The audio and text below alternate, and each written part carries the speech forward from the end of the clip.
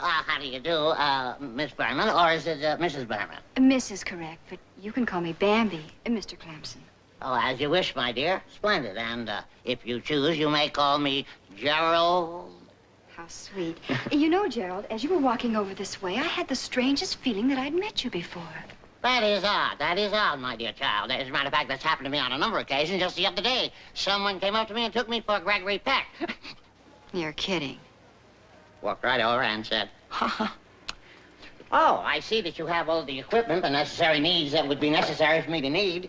And I could just get right away and throw and to play the game, that is, correctly. Oh, I'm curious, Bambi.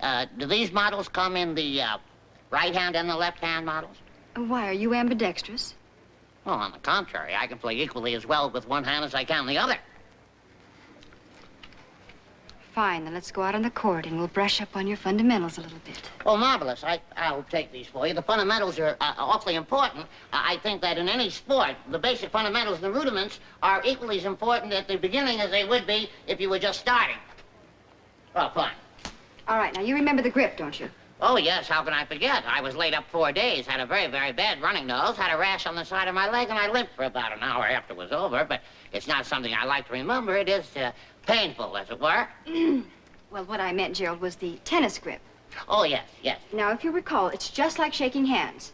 Now, put your hand out as if you're going to shake my hand. How you doing, Gerald Clamson, of course. Fine, very good. Now, take the racket just like you did my hand. Yes. Okay, very good. Good. Now, remember this, a nice, firm wrist. Yes. Okay, now let's see your backhand. There it is. You maybe holding on to it firmly would have been stronger than loose. Let me show you. Yes. Okay. Now, remember, nice and smooth like that. Yeah. It certainly is smooth. Yes, a man can faint from such smoothness. All right, now you try it. Yes.